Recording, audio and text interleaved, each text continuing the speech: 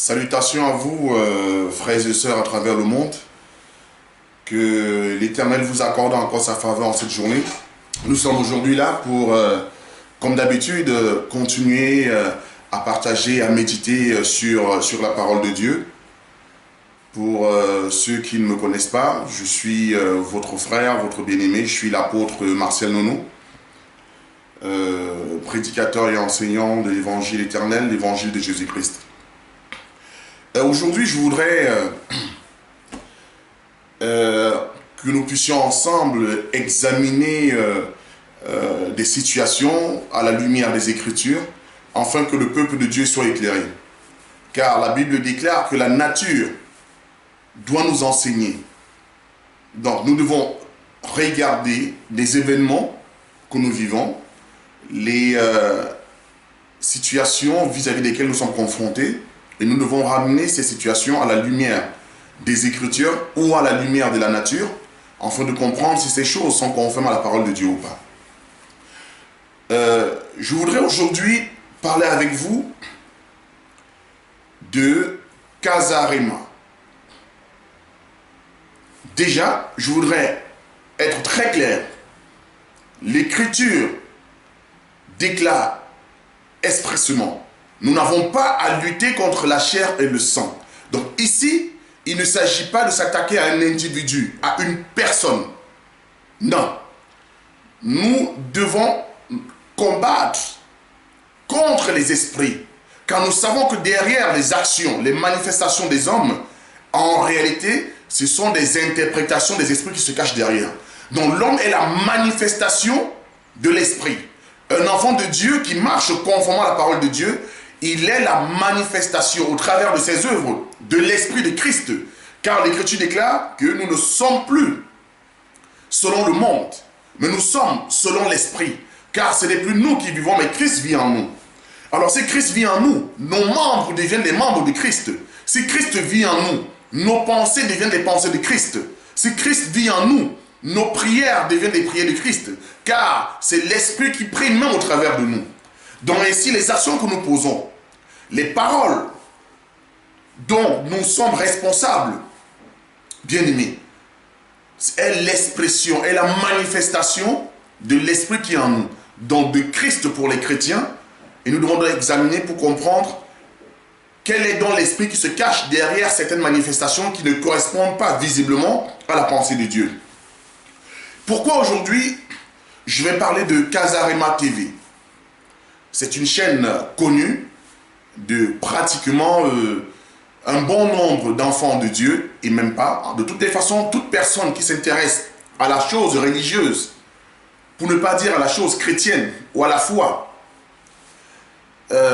surtout ici en Europe, ou on va dire que dans les zones francophones, en Afrique, en Europe, en France, en Espagne, bref, toute la zone francophone aujourd'hui, les chrétiens, la plupart du moins, ou des religieux, ont déjà au moins entendu parler de Casarema. Pourquoi aujourd'hui j'ai décidé de faire cette vidéo sur Casarema? Vous savez, bien aimé, il y a 5 ans en arrière, j'ai fait une vidéo sur Jésus-Christ TV qui était intitulée Jésus-Christ TV diabolique. Non pour m'attaquer à l'homme qui était derrière cette œuvre. Non, parce que humainement, j'aime tout le monde. La Bible nous demande d'aimer même nos ennemis, encore que ce ne sont pas nos ennemis. Mais nous devons dénoncer l'esprit.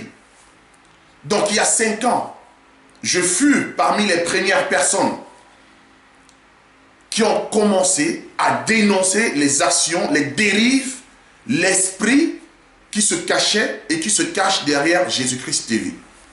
Et nous continuons à dénoncer cet esprit. Mais ce n'est pas pour autant que ça va s'arrêter, non. Parce que tout ceci est l'accomplissement d'une prophétie. Mais aujourd'hui, je vais parler de Casarema. Parce qu'il y en a qui pensent que Casarema est différent de Jésus-Christ TV. Non, Satan est rusé. Nous allons consulter les Écritures et nous allons comprendre. Bien aimé, je réitère encore mon propos. Ce n'est pas parce que je vais dénoncer ces choses-là, ce n'est pas parce que certains pasteurs vont le faire que ces chaînes vont fermer. Non. Aussi longtemps que l'Église sera manifestée encore sur terre, qu'on aura des églises locales, bien aimées, aussi longtemps que le Christ, que Jésus ne sera pas venu nous reprendre, frère, il y aura toujours des chaînes, des autels de Satan. Donc ici, ne soyons pas naïfs, ne soyons pas dupes. C'est des choses qui vont continuer. Ces chaînes vont continuer à émettre. Et nous acclamons l'Éternel parce que c'est ça la manifestation de la prophétie de Dieu. Il faut que ces choses arrivent pour marquer la démarcation entre les enfants de Dieu et les enfants de Satan. Donc aujourd'hui, je ne m'attaque pas aux responsables, aux présidents, aux directeurs de Casarema TV. Non. Humainement, je respecte ces personnes. Je crois qu'elles ont des talents. Je crois qu'elles ont des dons, ces personnes-là. Parce que si tu ne peux pas, si tu n'as rien, tu ne peux pas être capable de monter une telle structure, d'accomplir une telle chose. Humainement, nous devons avoir l'humilité de reconnaître que même si nous sommes en désaccord sur les points, par rapport aux points que je vais évoquer tout à l'heure et invoquer tout à l'heure, nous devons reconnaître que naturellement, c'est des personnes qui ont un talent, qui ont une certaine capacité de management, d'animation, d'accompagnement, bien aimé. Ça, c'est des choses qui sont évidentes. Mais là n'est pas le problème. Le problème aujourd'hui, c'est que si tu as un talent et que ce talent-là amène les enfants de Dieu dans l'erreur, dans l'égarement, dans l'abomination, dans l'hérésie, bien aimé, ce don devient un don utilisé à mauvais escient. Vous savez, Balaam aussi avait un don. C'était un prophète.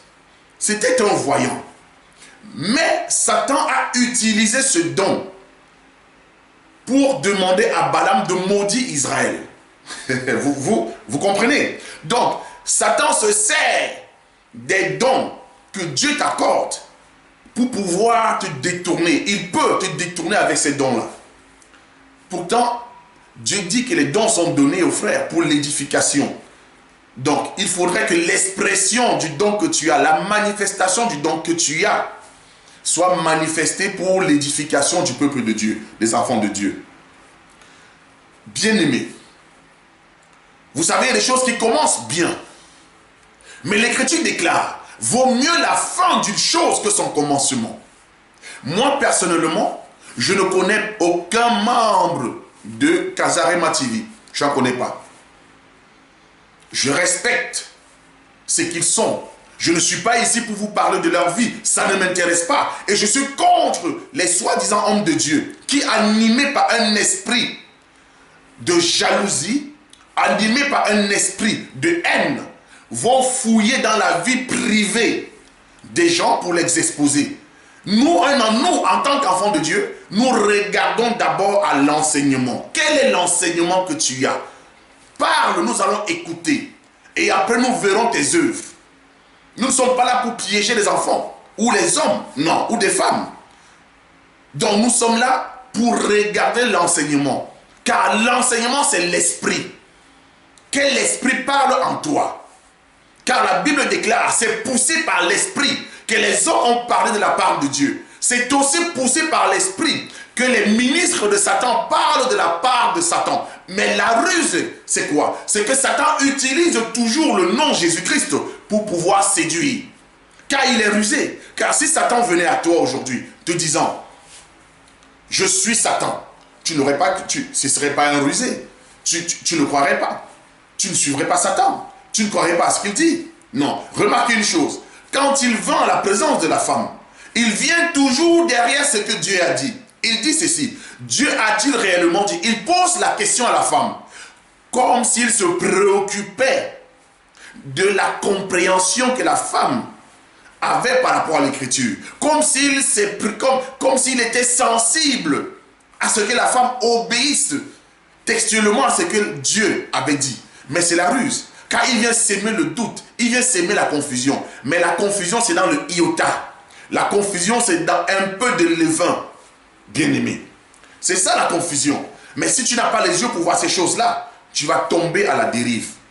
Tu vas tomber dans la dérive. Tu vas tomber dans la marche. Donc nous sommes là aujourd'hui, pas pour exhorter tout le monde, car nous savons que nous ne pouvons pas exhorter tout le monde. Nous sommes là uniquement pour exhorter les enfants de Dieu qui sont séduits pour un temps. Pour un temps. Mais il n'y a que la parole pour ramener un enfant de Dieu. Tu ne peux pas rester chez toi, Dieu vient te révéler comme ça, si tu n'es pas non. Donc il faudrait que tu écoutes la parole, qu'il y ait une trompette, qu'il y ait quelqu'un qui prêche, qu'il y ait un envoyé. Donc aujourd'hui, je suis cet envoyé-là, qui est là aujourd'hui pour te révéler que Kazarima TV a dérivé, que Kazarima TV est devenu un hôtel de Satan. Kazarima Satellite TV est devenu la maison de Babylone, le siège de Babylone. Que Kazarima TV est devenu la maison de la prostitution, l'hôtel de la prostitution, la montagne de la prostitution. Frère, ce n'est pas parce que tu as là une pensée noble, une bonne pensée, un bon sentiment. J'ai toujours dit la bonne moralité. Bien-aimé, ce n'est pas ça qui va t'ouvrir les portes du royaume. Car même les païens ont la bonne moralité. Il y a des personnes aujourd'hui qui ne peuvent pas faire certaines choses, alors qu'elles ne connaissent pas Jésus-Christ. Il y a des personnes aujourd'hui qui s'abstiennent, qui se déclarent même étant athées, comme étant athées. Mais ils posent des actions qui parfois, même nous étant des enfants de Dieu, nous sommes impressionnés. Frères, qui résistent à des choses dont plusieurs enfants de Dieu ne résisteraient pas, n'auraient même pas la capacité de résister. Il y a des gens qui ont une moralité telle qu'on ne retrouve même pas chez certains chrétiens. Mais est-ce que ceci est la garantie du salut? Non. Donc tu peux être de bonne moralité, de bonne volonté. La bonne volonté n'est pas la clé du salut. La clé du salut, c'est la foi en Jésus-Christ. La clé du salut, c'est la soumission inconditionnelle à la parole de Dieu. La clé du salut, c'est la reconnaissance d'un seul Seigneur, un seul Dieu, qui est Jésus-Christ. C'est ça la clé du salut. C'est de savoir qu'il est le seul chemin, la vérité et la vie. C'est ça la clé du salut. La clé du salut, c'est l'évangile éternel. L'évangile de Jésus-Christ. Bien-aimé. Donc aujourd'hui, dans la stratégie humaine, beaucoup d'hommes aujourd'hui vont te dire, non, si je vais chez Kazarima, c'est une stratégie pour gagner des âmes. Je ne suis pas un gagneur d'âmes. Je ne suis pas un gagneur d'âmes. C'est Jésus-Christ seul qui gagne des âmes. Car quand les apôtres ont prêché, le jour où l'Esprit fut manifesté, le jour de la Pentecôte, c'est Dieu qui ramenait, qui augmentait les âmes dans l'église, dans l'assemblée. Ce n'était pas des hommes. Toi, tu prêches, tu es un serviteur inutile selon le livre de Luc 17 à partir du verset 10. Comment quelqu'un d'inutile peut gagner quelque chose? Non, c'est Christ qui gagne les âmes. Parce que vous vous souciez plus que Jésus-Christ. Vous rentrez dans la compromission. Vous rentrez dans la corruption. Parce que vous avez des stratégies humaines. Non, si nous allons à tel endroit, c'est parce qu'ils ont une plateforme médiatique qui est assez étendue, qui est assez développée. Donc, en passant chez Kazarima, donc je vais gagner une forme de crédibilité pour pouvoir amener les âmes. Non, non, non. Ça, bien aimé frère, penser comme ça, c'est être trop spirituel. C'est être trop spirituel. Quand l'Écriture déclare, sortez du milieu d'eux. Sortez du milieu d'eux, bien aimé. J'ai dit dans mon propos, quand je commençais, que vaut mieux la fin d'une chose que son commencement. On peut commencer avec l'air. Ça donne le sentiment d'être un bon projet, une bonne chose. Mais dans la marche, nous allons voir. Car quand tous ceux qui sont sortis d'Égypte, ce ne sont pas tous ceux qui sont rentrés à Canaan. Non. Et parmi les personnes qui sont sorties d'Égypte, il y avait aussi des ramassis qui se sont également greffés au peuple d'Israël, qui se sont associés au peuple d'Israël. Mais ces gens ne sont pas rentrés à Canaan. C'est important de comprendre ces choses-là.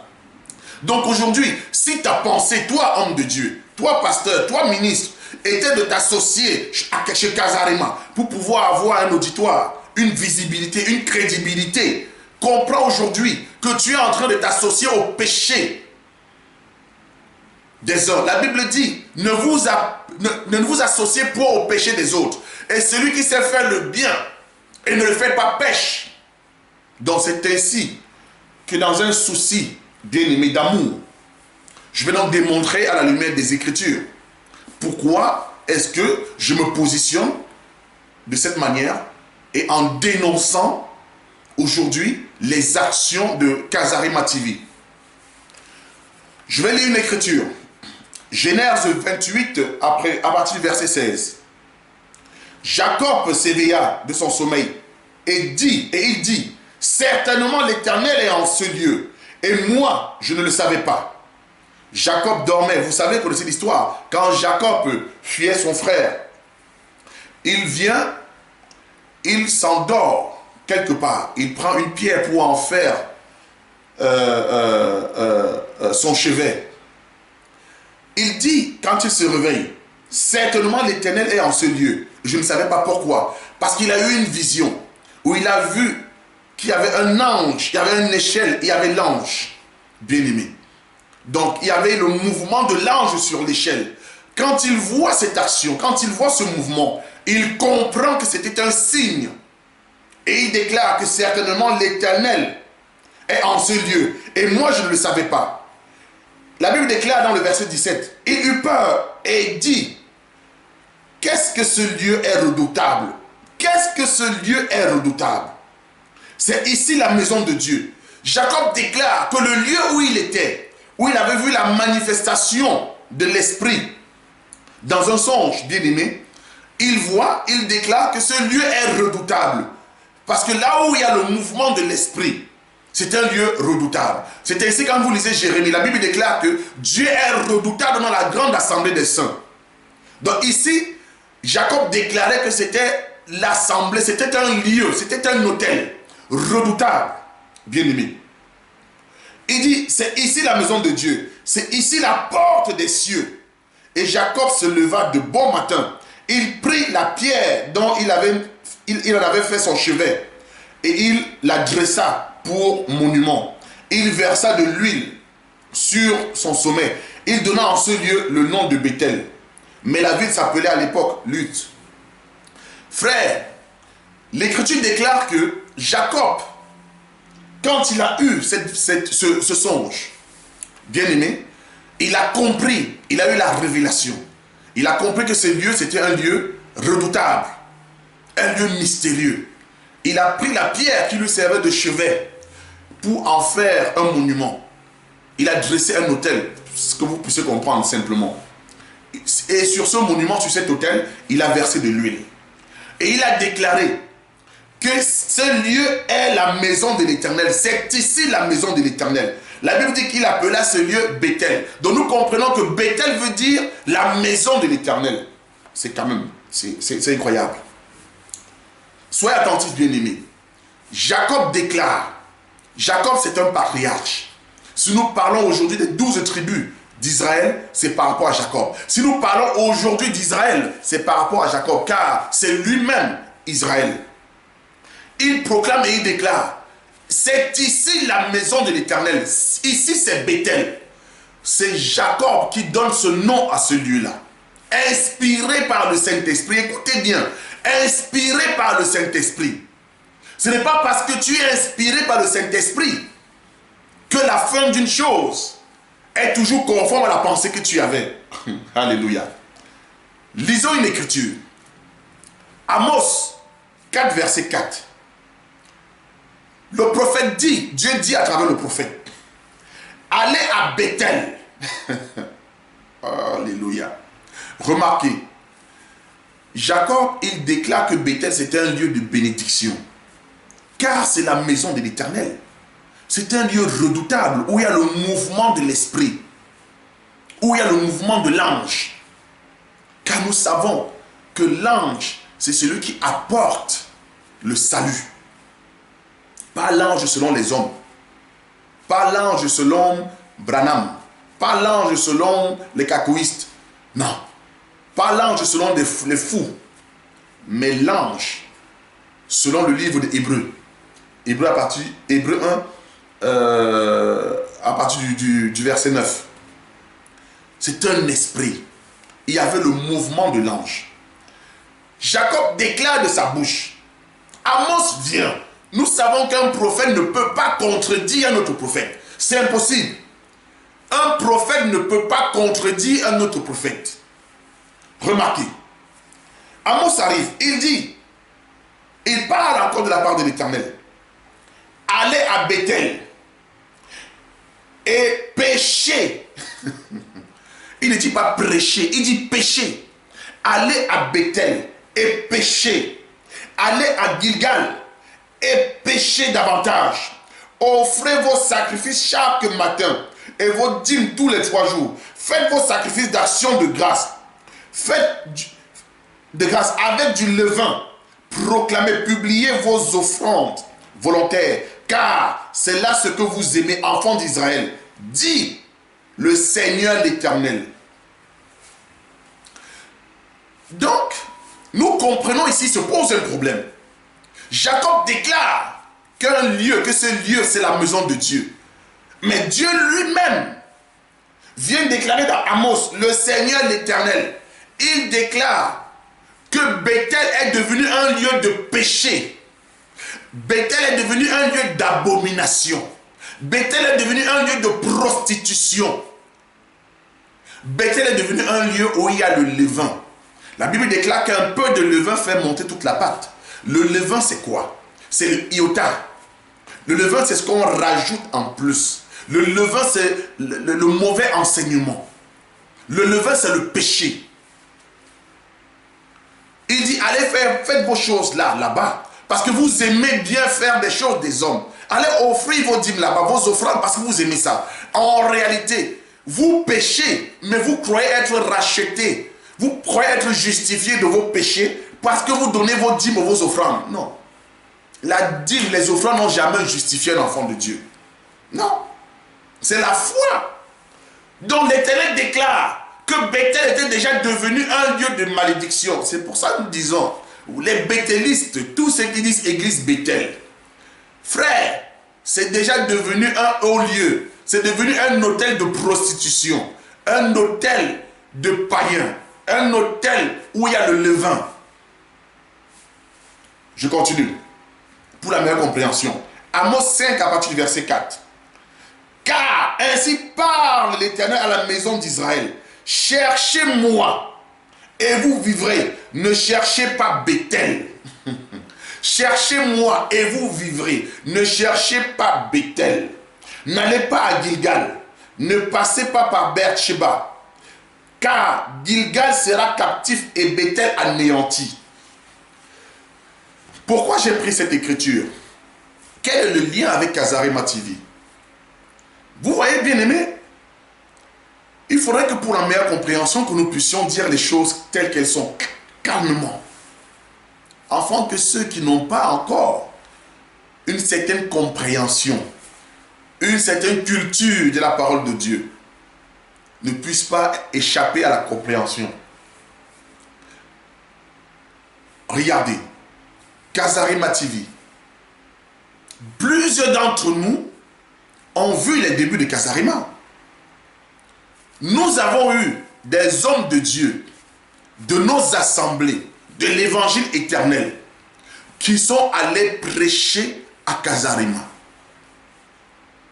Nous reconnaissons ces choses-là. Mais quand le péché entre quelque part, ou quand Dieu révèle la nature d'un endroit, d'un lieu, ce n'est pas parce que ce lieu-là avant pour toi était Bethel. Quand Dieu vient te révéler ce que ce lieu est devenu aujourd'hui, ou était en réalité, tu ne dois pas fermer les yeux en disant « Dieu m'a béni là-bas, donc je reste là-bas. Dieu m'a béni là-bas, je vais continuer à écouter. » Non! Dieu dit « N'allez pas à Bethel. Si vous y allez, allez y pécher parce que c'est devenu un lieu d'abomination, de péché. » Bien-aimé. Donc ce n'est pas parce que tu écoutais Kazarema, tu as connu ton pasteur sur Kazarema. Peut-être que c'était quelqu'un de bien. Peut-être que c'était un vrai serviteur de Dieu. Mais au jour d'aujourd'hui, quand tu regardes la dérive de Kazarema TV, si tu as un Saint-Esprit, un minimum d'esprit, une petite portion de l'Esprit de Dieu, tu vas t'abstenir, homme de Dieu, femme de Dieu, servante de Dieu, d'aller chez Kazarema. Tu ne peux plus y aller parce que c'est devenu un haut lieu d'adoration. C'est devenu un lieu de prostitution. Frère, nous allons démontrer avec l'Écriture. Donc ce n'est pas parce que tu as eu à être béni par ce canal, non, que tu dois aujourd'hui croire que Satan ne peut pas venir et transformer ce lieu. Que Satan ne peut pas venir et pervertir ce lieu. Et traverser ce lieu. L'écriture est claire. Kazarema aujourd'hui est devenu Bethel. C'est Bethel. Peut-être que l'idée était noble. Peut-être que la pensée était noble. Mais Dieu nous révèle en réalité quel est l'esprit qui se cachait réellement derrière. Car c'est avec le temps que nous voyons, nous pouvons discerner l'esprit qui se cachait derrière. Et quand Dieu nous donne le discernement, nous devons nous écarter. C'est parce que c'est là où le péché rentre. Car Dieu fait grâce pendant les temps d'ignorance. Si je n'avais pas cette connaissance, cette révélation, bien aimé, non. J'étais simplement en train de croire à quelque chose qui n'était pas. Mais Dieu m'aurait fait grâce en me révélant ces choses-là et pour que je puisse faire la démarcation. Mais aujourd'hui, quand tu as la démarcation, qu'est-ce que tu fais? Non, c'est un lieu de prostitution. Naoum 3 à partir du verset 4. C'est à cause de tes nombreuses prostitutions. C'est à cause des nombreuses prostitutions de la prostituée, pleine d'attrait, habile, enchanteresse, qui vendait les nations par ses prostitutions et les peuples par ses enchantements. Voici, je veux et toi, dit l'Éternel des armées, je relèverai tes pans jusqu'à sur ton visage. Je montrerai ta nudité aux nations et ta honte au royaume.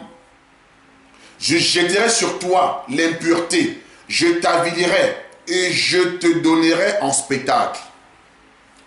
C'est ce qui se passe aujourd'hui, bien-aimés. Dieu est déjà en train de donner Kazarema en spectacle. Dieu est en train d'exposer la nudité de Kazarema. Car Kazarema aujourd'hui est devenu un instrument de Satan. Kazarema, c'est un instrument de Satan. Examinez, vous qui avez du bon sens. Frère, tu peux être dépourvu du Saint-Esprit, mais tu peux avoir du bon sens. Frère, mais regarde Kazarema aujourd'hui. Regarde l'apologie des hommes de Dieu que cette chaîne aujourd'hui est en train de promouvoir, de faire l'apologie. Regarde la nature dont cette chaîne est en train de faire l'apologie. Regarde un petit peu, bien-aimé. Ces hommes qui détruisent le peuple de Dieu, ces hommes qui sont responsables des crimes, frères et sœurs, qui aujourd'hui, des hommes et des femmes pleurent à cause du mal, à cause de la violence, de l'abomination dont ils ont été victimes par rapport à ces hommes-là, du mensonge, de l'escroquerie dont ils ont été victimes. Frères, mais aujourd'hui, ils ont trouvé une tribune médiatique en Kazarema. Mais Kazarema, vu que l'esprit qui est derrière, c'est un esprit de prostitution. Que veut la prostituée? La prostituée ne veut que des gains. La prostituée ne veut qu'un profit. La prostituée ne veut qu'un bénéfice. Parce que Kazarema veut un bénéfice. Alors Kazarema permet à ces gens-là de venir exposer et de ramener le peuple dans l'iniquité, d'amener le peuple dans leur prostitution. Et ces gens, aujourd'hui qui pleurent, qui sont victimes, n'ont que les yeux pour pleurer. Car il y a une chose que tu dois comprendre, mon frère, ma soeur. Il y a une différence entre une entreprise selon les hommes et une entreprise selon les voies du Seigneur. Dieu ne fonctionne pas comme des hommes. Les choses de Dieu, les entreprises de Dieu ne sont pas gérées avec les idées humaines. Car la parole déclare que vos pensées, Dieu déclare que vos pensées ne sont pas les pensées de Dieu. Dieu n'est pas là pour un gain, car l'or et l'argent appartiennent à Dieu. Dieu n'est pas là pour un bénéfice. Le seul bénéfice pour Dieu, c'est le salut des âmes. C'est lui qui ramène les âmes. C'est lui qui sauve des âmes. Nous ne sommes que des trompettes. Nous ne sommes que la voix de celui qui crie. Car nous sommes incapables de crier, mais il y a quelqu'un qui crie. Frère, donc cela, Kazarema se fait complice de ces choses-là. Quand on sert Dieu, quand on met une structure sur pied, soi-disant pour l'œuvre du corps de Christ, on est responsable devant l'Éternel. On est responsable devant l'Éternel. On ne met pas une œuvre pour Christ pour gagner de l'argent. Ça devient l'amour de l'argent. Et l'amour de l'argent doit vous amener normalement à la dérive. Car l'argent, c'est un Dieu. Le Dieu de Casarema aujourd'hui, c'est le Dieu de l'argent. C'est le Dieu de la prostituée. C'est la prostituée. Remarquez, bien aimés, les hommes les plus prédicateurs, les plus abominables, où est-ce qu'ils passent aujourd'hui? Chez Casarema. Tous ces hommes dont l'Écriture déclare. Mais moi, je me pose une question. Mais vous qui prétendez être des pasteurs chez Casarema, mais vous avez une Bible. Vous lisez une Bible. Mais ne voyez-vous pas que les personnes que vous recevez, que la trompette que vous donnez aux gens, de pouvoir parler, ces personnes amènent le peuple dans la mort. Mais vous avez l'Écriture. Il n'y a pas deux Bibles, mon frère. Il n'y a pas deux Bibles, ma soeur. Il y a des choses qu'on n'a pas besoin d'avoir le Saint-Esprit pour comprendre. Nous voyons ces choses-là. Même le païen voit ces choses-là et se moque de nous. Mais vous qui êtes supposés, vous qui êtes sages, entre guillemets, vous vous laissez séduire, détourner par des insensés. C'est quand même terrible. C'est une trompette de prostitution. C'est un média de prostitution. C'est un média de Satan. Les prédicateurs les plus... En fait, tous ceux qui ont décidé, qui se sont établis eux-mêmes, qui se sont appelés eux-mêmes, et qui ont pour mission de renverser l'œuvre de Christ, de renverser l'enseignement de Christ, ils ont pour canal Casarema. Voilà, c'est le moyen que Satan aujourd'hui a mis sur pied pour troubler le peuple de Dieu. Casarema. Les prédicateurs les plus abominables, les plus sorciers, que même le païen n'a pas besoin de lire la Bible et comprendre. Vous leur donnez un autel. Vous leur donnez une trompette. Mais je parle donc maintenant aux véritables serviteurs de Dieu. Toi qui reconnais qu'il y a une dérive, pourquoi continues-tu à aller chez Casarema? Tu deviens leur ami. Tu deviens complice. Parce que tu es en train de justifier Casarema auprès des enfants de Dieu qui t'écoutent toi. Parce que toi, en te voyant passer chez Casarema, ils se disent, si mon pasteur, si mon docteur, si l'apôtre, si l'évangéliste passe à Casarema, ça veut dire que Casarema est vraiment l'œuvre de Dieu. Casarema, c'est vraiment Dieu. Mais pourtant, tu sais très bien, Jean-Baptiste prêchait dans le désert, mais Dieu a suscité des oreilles pour l'entendre, pour l'écouter. Tu n'as pas besoin de t'associer avec une œuvre satanique, soit disant que tu veux gagner des âmes. C'est Dieu qui t'attire. La Bible déclare, Jésus lui-même dit, nul ne peut venir à moi si mon Père ne l'attire. Arrête de vouloir gagner des âmes. Tu n'es pas un gagneur d'âmes. Seul Christ gagne des âmes. Mais si tu es appelé, si Dieu t'a appelé, Dieu te donne la provision. Et s'il t'a donné la provision, il doit te donner un peuple que tu dois nourrir. Pas par tes propres moyens, pas par ta propre force. Non, mais parce que Dieu va le faire. C'est parce que Dieu va faire. Bien-aimé, parce que Dieu va faire. N'anticipe pas sur le temps de Dieu. Ne te dis pas, je devrais avoir maintenant autant de fidèles. Ce ne sont pas tes fidèles. C'est parce que vous allez chercher vos propres fidèles. C'est parce que vous êtes dans la concurrence que vous rentrez dans la corruption de Casarema. Parce que comme c'est une plateforme médiatique connue, tout le monde veut y aller. Frère, fais ta vidéo. Parle à travers ton téléphone. Mais bien aimé, quand il n'y avait pas les réseaux sociaux, comment faisaient les hommes de Dieu? Nous voyons déjà des assemblées avec des milliers de fidèles. Mais la prédication se passait comment? Paul n'a pas eu besoin d'une chaîne de télévision ou de radio pour pouvoir prêcher. Pierre n'a pas eu besoin, Jean n'a pas eu besoin. Mais malgré cela, la Bible déclare que Dieu a rajouté à un laps de temps plus de 5000 âmes. Mais aujourd'hui, c'est extraordinaire. Avec tous les moyens que nous avons, nous ne pouvons pas accomplir cela. Mais c'est Christ qui accomplit. Si tu as le Saint-Esprit, Si tu es un homme de Dieu, arrête ton association avec Kazarima. C'est une œuvre de Satan. C'est une trompette de Satan. C'est un hôtel de prostitution. Remarquez une chose. Frère, il y a des indications que Dieu nous a données. Même si tu n'as pas l'intelligence de comprendre les Écritures, de comprendre la prédication, sois comme Jacob. Sois comme Jacob. Car quand Jacob établit l'autel, après il va chez Laban. Il y travaille pendant 14 ans. Il y reste longtemps. 20 ans après, il regarde au visage de Laban. Donc il regarde le comportement, l'attitude. Donc il y a des choses que même si on ne te dit pas, tu dois avoir la capacité en tant qu'enfant de Dieu de lire l'attitude, de voir les œuvres et de comprendre. On n'a pas enseigné à Jacob qu'il fallait qu'il parte parce que Laban avait un sentiment négatif vis-à-vis de sa personne. Non. Quand le moment est arrivé, il a lu le signe sur le visage de Laban. Il a compris ces choses-là.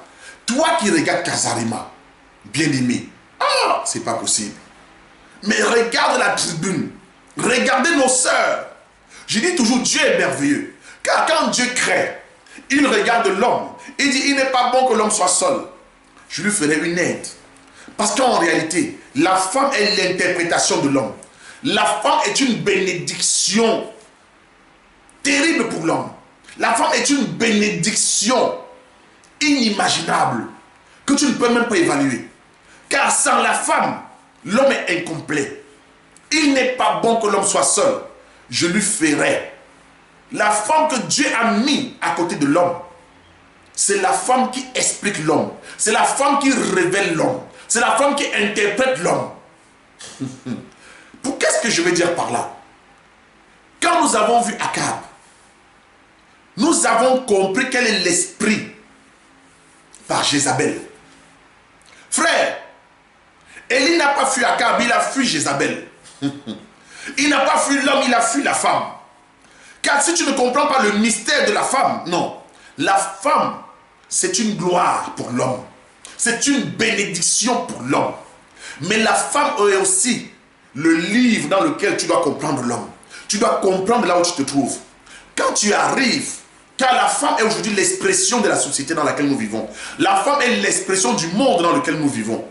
Jésus-Christ lui-même savait que sans la femme, bien-aimée, il y a des choses qui ne devaient pas se dérouler conformément. Car dans son plan conforme, il fallut qu'il marchasse avec des femmes. C'est la femme qui prit le parfum pour embaumer sur Christ. Ce sont des femmes qui ont pris des aromates pour embaumer le Christ. Oh, c'est merveilleux. Oh, Seigneur, tu es merveilleux. La femme, c'est un trésor. Car la femme, en elle, elle n'a pas le sentiment. Frère, je vais vous révéler quelque chose. Quand tu comprends les choses de Dieu, tu comprends qu'il n'y a pas l'hypocrisie dans la femme. Car même si elle ne parle pas, son visage parle pour elle. L'homme peut être hypocrite. Il ne dit rien. Pendant des jours, il est fâché de toi, il ne te dit pas. La femme manifeste toujours ce qu'elle reçoit. L'homme peut garder en lui, mais la femme, c'est une terre. Frère, quand tu sèmes, elle doit manifester la sémence. C'est ainsi que si tu dis des choses à ta femme, elle va répéter, que tu le veuilles ou non, elle va répéter la chose. Car elle n'a pas l'habitude de garder. Donc c'est ainsi que Dieu lui-même a pris l'homme et mettre à côté de la femme. Parce que la femme interprète l'homme. Parce que la femme interprète la société. La femme interprète la maison, le couple. Quand tu rentres dans une maison, pour savoir si cette maison vit dans la paix ou vit dans la haine, vit dans des problèmes, ne pose pas la question à l'homme. Ne pose pas la question à la femme. Observe la sœur, observe la femme. Car c'est elle qui a reçu la capacité, bien-aimée, de construire ou de détruire la maison, le foyer. Quand tu rentres chez un frère, par l'attitude de la femme, tu ressens si tu es bienvenu ou pas. Le frère peut ne pas t'embrasser quand tu arrives. Mais simplement par le sourire de la sœur, tu sais si tu es la bienvenue ou pas. Une personne bienvenue ou pas. Bien aimé. C'est la sœur qui te donne l'esprit qui règne dans la maison. C'est la sœur qui est la révélation de l'esprit qui est dans la société. C'est la sœur qui te donne l'esprit qui est dans une assemblée. Quand vous rentrez dans une assemblée, vous voyez des sœurs, la façon dont elles sont habillées, la façon dont elles sont coiffées, la façon si elles sont voilées ou pas, la façon dont elles prient, dont elles adorent. Tu peux déjà comprendre quel est l'esprit qui est en ce lieu-là. Quel est l'esprit qui est en ce lieu-là, bien-aimé? 1 Timothée 2, à partir du verset 9. Je veux aussi que les femmes vêtues d'une manière décente, avec pudeur et modestie, ne se parent ni de tresses, ni d'or, ni de perles, ni d'habits somptueux, mais qu'elles se parent de bonne œuvre, comme il convient à des femmes qui font profession de servir Dieu. Donc la femme peut servir Dieu, la femme doit servir Dieu. Mais l'Écriture déclare ici, Paul déclare, qu'elle doit s'habiller avec pudeur et modestie. Nous comprenons, là où il y a la pudeur et la modestie, la vraie selon la parole de Dieu, nous comprenons qu'il y a la crainte de Dieu. Donc ça veut dire que là où nous regardons nos femmes, nos sœurs, la façon dont elles se parent, parce qu'il faut faire une différence entre se tresser et avoir une tresse de parure. Une parure comme tresse, c'est important. Car ici il est question de parure. La parure c'est quoi? La parure c'est ce qui frappe les regards. La parure c'est ce qui amène la démarcation. La parure c'est ce qui fait qu'on doit te considérer différemment des autres. La parure, c'est une façon d'exprimer sa démarcation, d'exprimer son rang social, d'exprimer la façon dont on se voit par rapport aux autres. Mais la modestie, c'est la capacité à se fondre dans la masse. Même si on est un prince, même si on est une princesse, même si on est riche, c'est ça la modestie et la pudeur. Ne pas exposer ce qu'on est, afin d'éviter ce qu'on appelle toute forme de discrimination ou de différence, ou différenciation. Frères et sœurs, quand tu regardes Kazarima, regarde les sœurs, regarde comment elles sont vêtues. Où est la modestie? Où est la pudeur? Si les boucles des sœurs ne touchent pas les épaules, non. Kazarima est devenu aujourd'hui une tribune de prostitution où les mamans, mais c'est quand même terrible, où les mamans, soi-disant, qui ont des enfants, qui sont soi-disant, qui doivent donner, comme l'Écriture déclare, à enseigner aux jeunes femmes à comment tenir leur foyer. Mais ce sont ces mamans aujourd'hui, ces femmes aujourd'hui, au travers de Kazarima, qui sont exactement la représentation de Jézabel dans leur façon de s'habiller. Mais ne soyez pas étonnés, ne soyez pas surpris. Elles doivent prêcher Jésus. Mais qui croyez-vous qu'elles doivent prêcher? À quoi tu t'attends? Crois-tu qu'une femme viendra chez Kazarima et dit Satan est Dieu?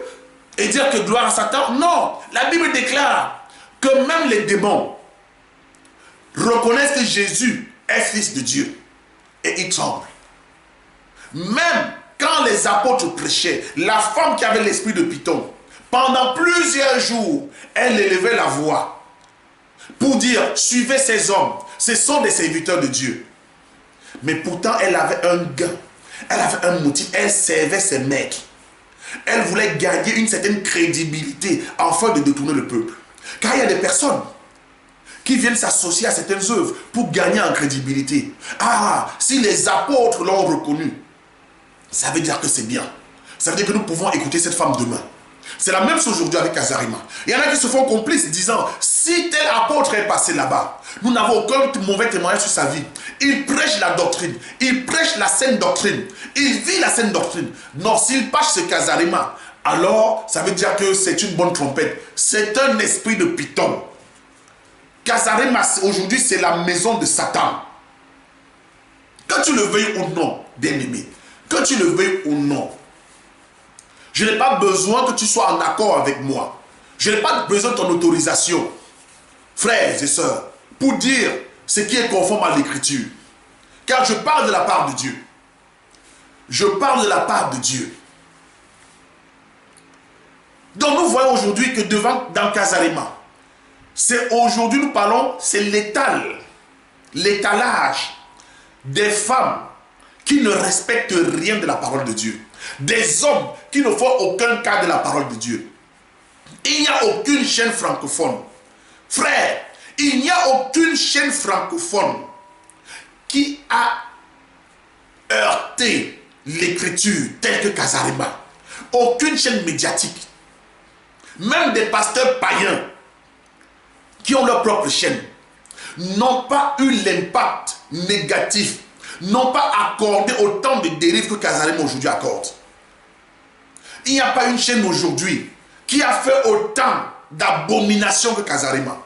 Mais regardez, bien-aimés, vous voyez des sœurs qui viennent sur le plateau avec des casquettes, parler de la part de Dieu.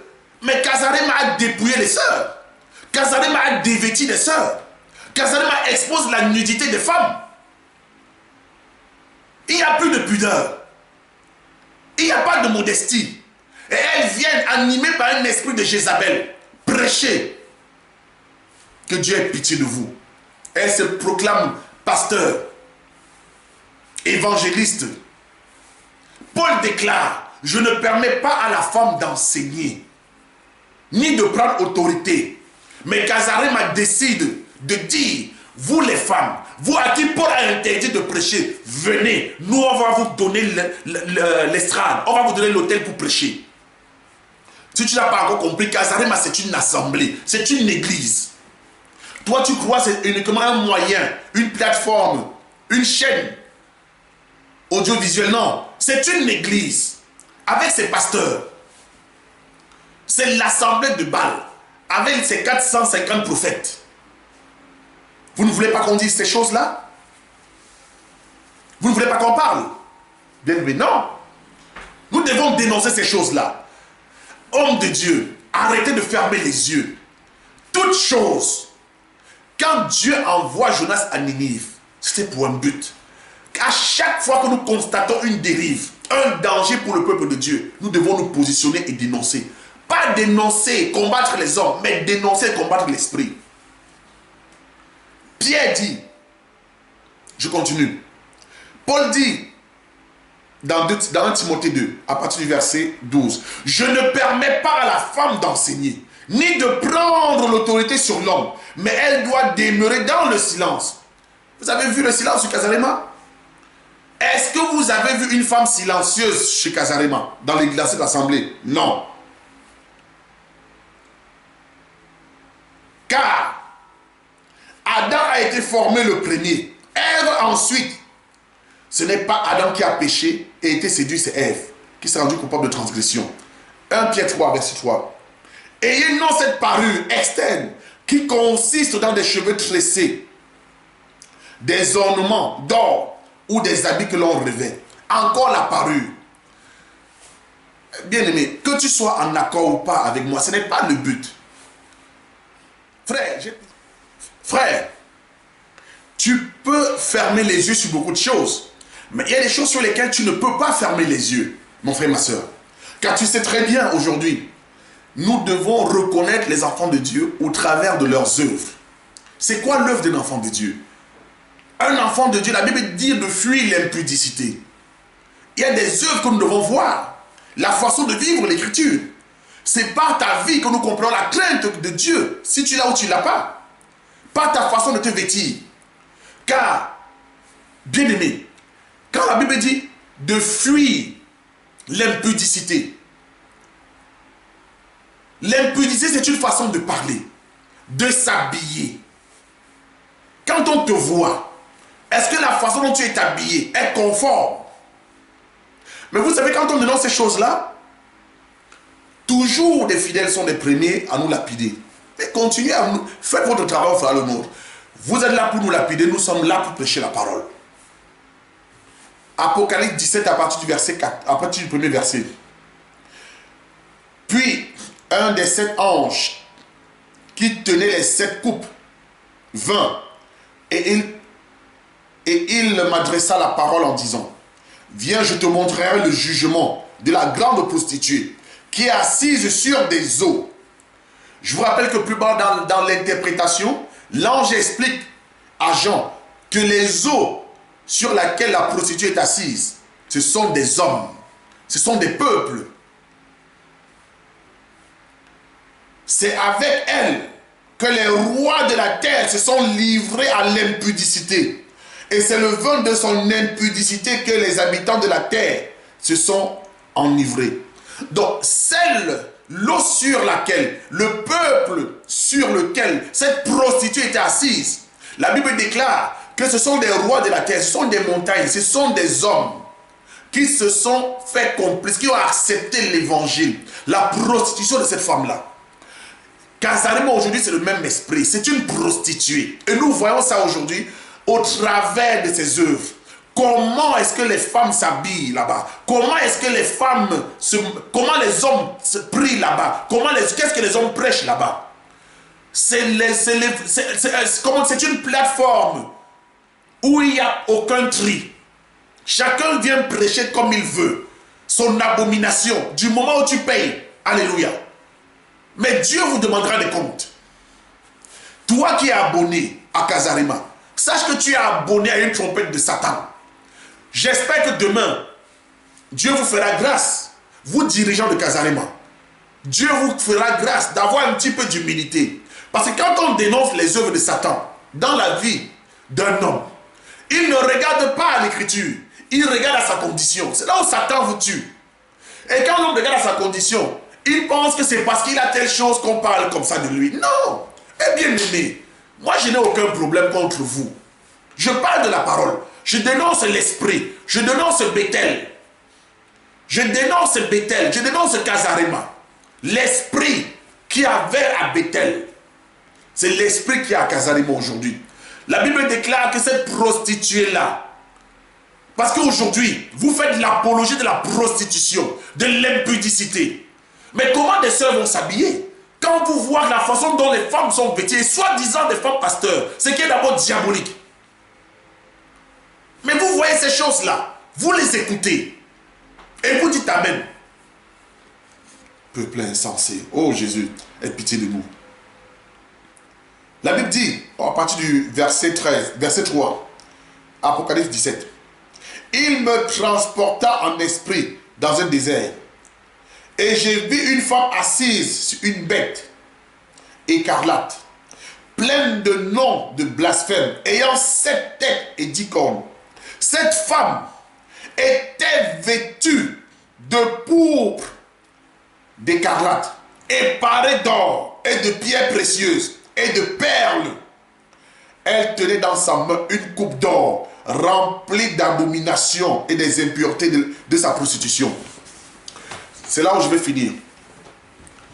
Car vous voyez comment ces femmes, soi-disant femmes de Dieu, qui en fait ce sont des femmes de Satan, comment elles sont parées d'or, parées de bijoux, parées de perles. Mais c'est pas possible. Mais vous soi-disant hommes de Dieu, mais les choses, j'arrive pas à comprendre. Frère, excusez-moi, je ne suis pas spirituel. Parfois, il faut arrêter d'être trop spirituel. Mais parce que le peuple meurt. Arrêtez parfois toujours de vouloir expliquer des choses. Même ce que le peuple peut comprendre, vous n'expliquez pas. Vous voulez spiritualiser, expliquer des choses. Il y a un temps pour toutes choses. Mais quand il y a un danger, dénoncez le danger. Dénoncez le danger. Kazarima TV fait l'apologie de la prostitution. Aujourd'hui, dans le monde francophone. Et ils vont continuer. Je ne prêche pas pour que ça s'arrête. Non, j'en suis incapable. Je dénonce, afin que le peuple de Dieu, qui était dans la confusion pour un temps, bien aimé, puisse sortir de là, comme l'Écriture déclare, sortez du milieu d'eux. C'est uniquement ça mon travail. Je n'attends rien d'autre. Je n'attends rien d'autre. Juste que le peuple de Dieu sorte de ce lieu de malheur, de cette chaîne de malheur, de cette chaîne de compromission, de cette chaîne de paganisme, d'écuménisme. C'est une chaîne écuménique. C'est Satan qui a la tête de Kazarema TV. Ce n'est pas Dieu. Dieu ne peut pas contredire Paul. Dieu ne peut pas contredire Pierre. La Bible déclare, Paul déclare dans Galates, même si un ange du ciel venait vous annoncer un autre évangile que celui que nous vous avons prêché, qui soit anathème. Mais vous vous asseyez tous les jours. Vous voyez l'ange de Kazarema prêcher, car c'est un esprit. Prêcher que la femme peut enseigner. La femme peut ne pas se voiler. Mais c'est quand même incroyable. Pas de voile, mais la parure dans ce qu'il y a de plus atroce. Que la femme se voile, non. Elle prie sans se voiler. Elle se parle de bijoux. Elle prêche. Elle ne se taise pas. Oui, bravo Kazarema. Mais tu rendras compte à Dieu. Vous rendrez des comptes à Dieu. Vous êtes responsable. Car Dieu vous demandera des comptes. Ce n'est pas l'entreprise familiale qu'on peut gérer comme on veut. Quand quelque chose touche au salut, quand quelque chose touche à l'âme, faites attention, car Dieu vous demandera des comptes. Dieu va vous demander des comptes. Oh, mon frère, j'espère que tu comprends. Ma soeur, j'espère que tu comprends. Je demande à tous ceux, soi-disant, qui ne comprenaient pas ces choses-là avant, si Dieu t'a accordé ça, viens. Viens à la parole de Dieu et change cette habitude-là. Tous les prédicateurs de l'évangile de Jésus-Christ, de l'évangile éternel, vous qui déclarez avoir la vérité, vous qui proclamez avoir le Saint-Esprit, arrêtez votre association avec Kazarema. Car ils sont en train de faire de vous leurs amis, leurs associés. Vous leur donnez de la crédibilité et vous n'êtes même plus respectés. Parce que vous avez perdu de votre crédibilité au fond, vis-à-vis des vrais adorateurs. Vous êtes devenus mous, vous êtes devenus pâles, vous êtes devenus... en fait, il n'y a plus de saveur. Il n'y a plus de percussion. Parce que vous êtes des amis. Vous avez deux langages différents, mais dans le même plateau. On vous invite pour venir distraire maintenant la galerie. Ce n'est plus parce que vous êtes un problème. Car un véritable enfant de Dieu qui garde son authenticité, s'il prêche la vérité sur Kazarema, il ne sera plus invité. Alors nous nous posons des questions. Si on t'invite, toi, un homme de Dieu, tous les jours sur Kazarema, alors que eux, ils contestent la parole de Dieu dans tous les aspects, mais toi on t'invite, c'est qu'au fond tu n'es plus un danger pour eux. Même si tu l'ignores, tu es devenu mou. Tu as perdu ta percussion. Tu as perdu la force que tu avais. Parce que tu t'es mélangé, tu as été dilué. Tu as été dilué. Bien aimé, je vais m'arrêter là. Que Dieu soit encore glorifié en toutes choses. Et que sa faveur soit également notre partage. Soyez bénis au nom de Jésus-Christ.